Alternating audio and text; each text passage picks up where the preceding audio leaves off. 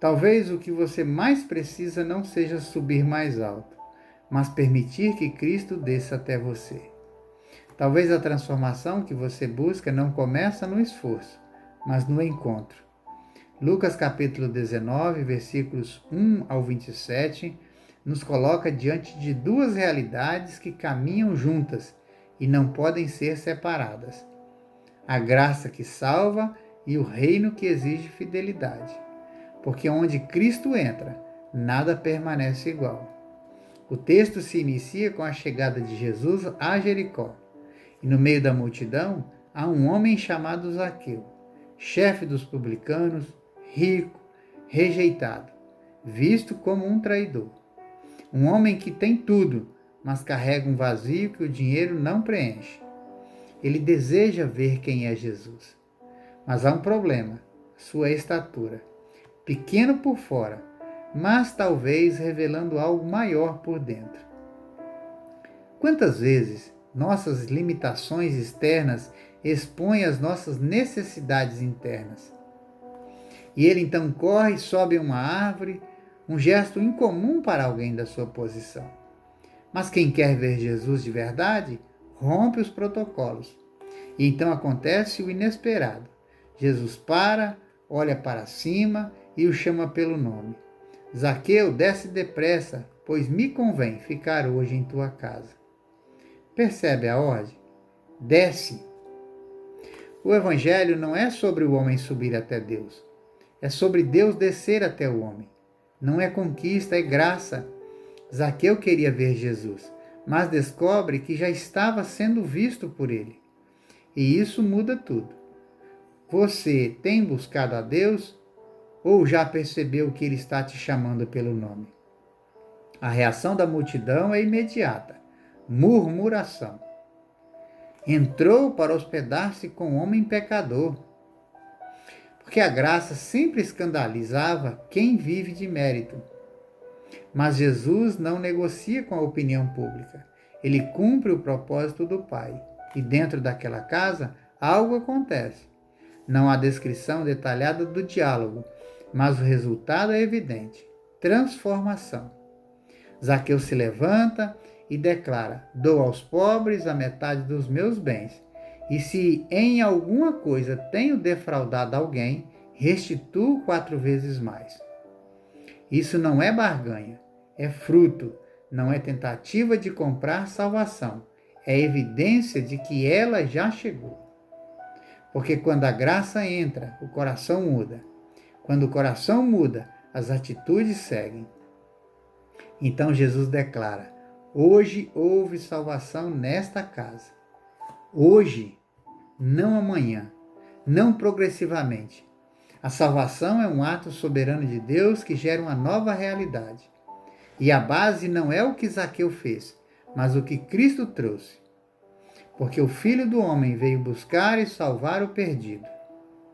E aqui está o centro do Evangelho. Cristo não veio para melhorar pessoas boas, veio para resgatar perdidos. Não veio para chamar justos, veio para justificar pecadores.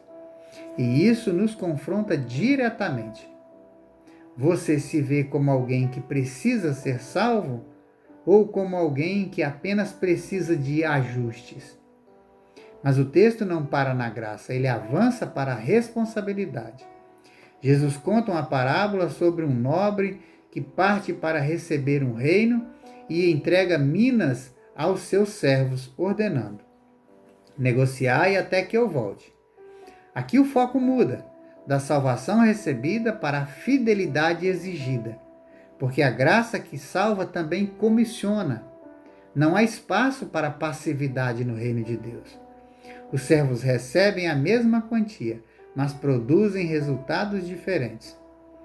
Alguns multiplicam, outros não.